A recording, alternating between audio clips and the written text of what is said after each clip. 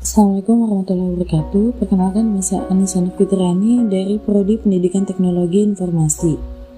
Di sini saya akan sedikit menjelaskan materi jaringan wireless dan DHCP server. Jaringan wireless adalah jaringan yang menghubungkan telekomunikasi perangkat satu dengan yang lainnya tanpa menggunakan media kabel sebagai media penghantarnya. Terdapat 3 buah komponen yang dibutuhkan untuk mengirim dan menerima data. Yang pertama ada sinyal radio atau radio signal, yang kedua ada format data atau data format, yang ketiga ada struktur jaringan atau network structure. Terdapat macam-macam keamanan jaringan wireless. Pertama ada WPA, Wi-Fi Protect Access. WPA sendiri diketahui masih memiliki metode encrypt yang sama dengan WEP, yaitu RC4, namun dilengkapi lagi dengan TKIP atau Temporal Key Integrity Protocol untuk meningkatkan kemampuan enskripsi. Ada WEP, Wide Equivalent Privacy, yaitu suatu metode pengamanan jaringan nirkabel atau wireless. WEP ini merupakan standar keamanan dan enskripsi pertama yang digunakan oleh wireless. Yang ketiga ada Wi-Fi Protect Access 2 Pressure Key atau WPA2 strip PSK. Adalah sistem keamanan jaringan nirkabel atau wireless yang terbaru yang lebih baik dari WEP dan WPA PSK. Ketiga ada Wi-Fi Protect Access 2 atau WPA2. WPA2 adalah protokol keamanan jaringan nirkabel pengganti dari WPA. WPA2 ini menggunakan algoritma AES dan CCMP atau Counter Cipher Mode with Block Chaining Message Authentic Code Protocol sebagai pengganti TKIP. Oleh karena itu, WPA2 menjadi protokol yang paling aman daripada WEP dan WPA. Yang kelima ada Wi-Fi Protect Access Pressure Key atau WPA PSK, yaitu pengamanan jaringan nirkabel terproteksi melalui password. Pressure Key ini metode autentifikasi klien dengan password hingga 133 karakter melalui teknik enskripsi. WPA menggunakan enskripsi TKIP.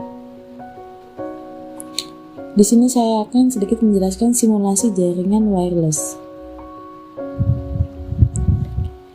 Yang pertama, kita buat skema jaringan seperti gambar di samping, yaitu terdapat 1 switch, 2 access point, 1 laptop, dan 1 smartphone. Kita hubungkan switch dengan access point 1 dan access point kedua. Setelah itu, setting access point 1 pada port 1 dengan SSID sama dengan AP1.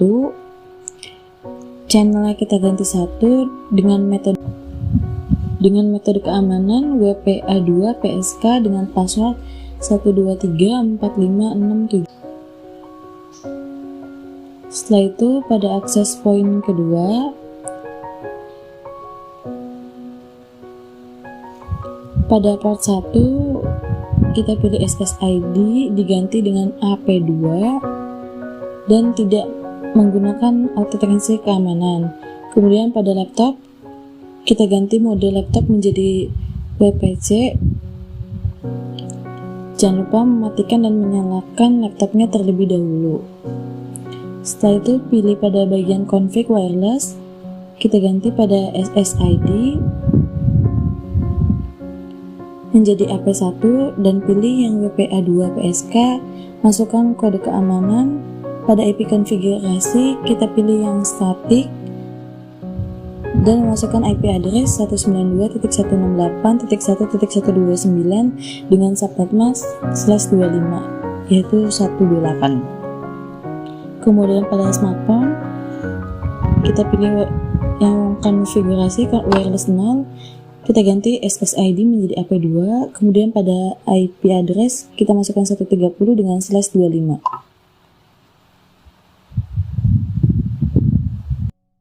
dan tidak menggunakan keamanan.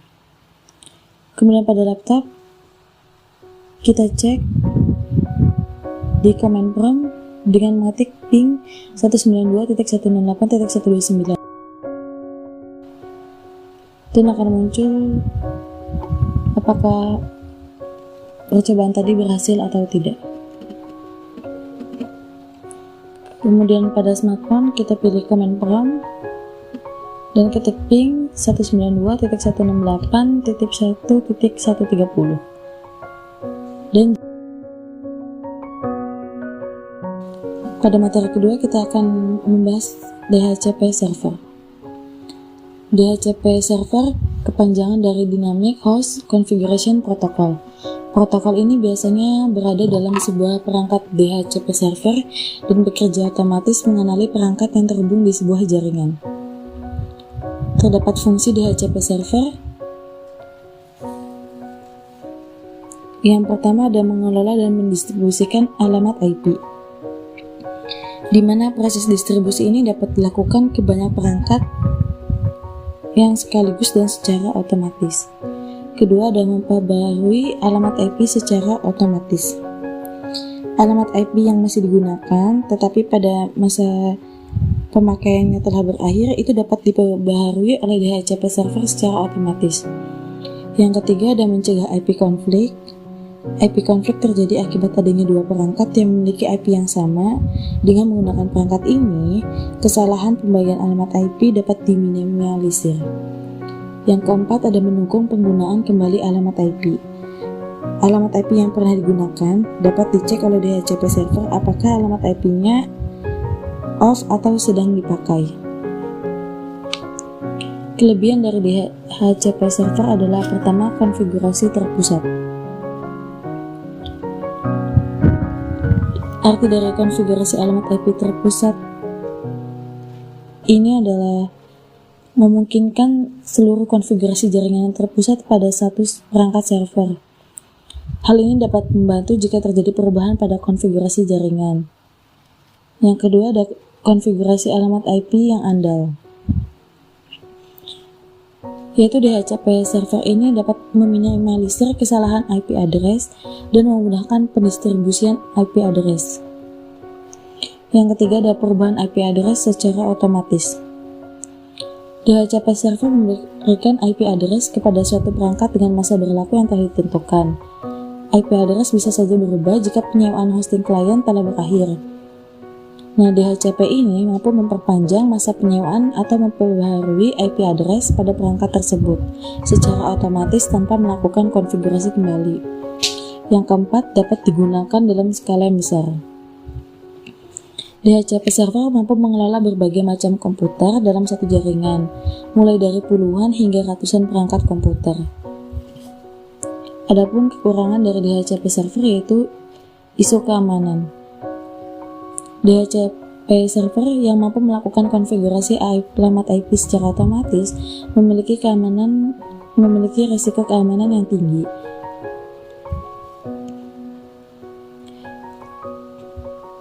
Risiko server tunggal. Sistem DHCP yang bergantung hanya pada satu server tunggal memiliki risiko tersendiri. Jika terdapat satu kegagalan pada DHCP server, maka seluruh perangkat komputer yang terhubung itu akan mengalami kesulitan untuk menjangkau server tersebut.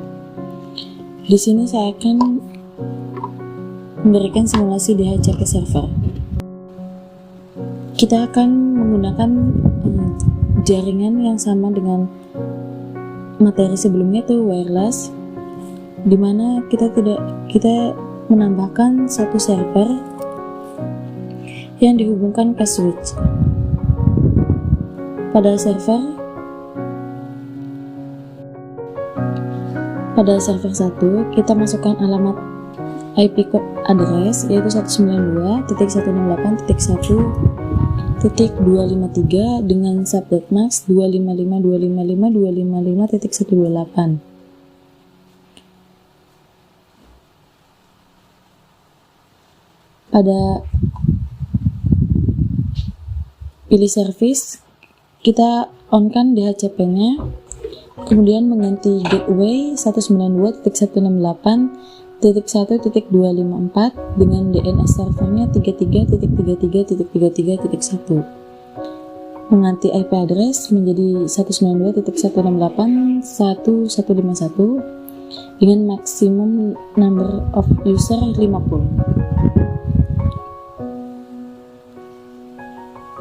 Kemudian langkah selanjutnya, pada laptop kita on-kan DHCP-nya.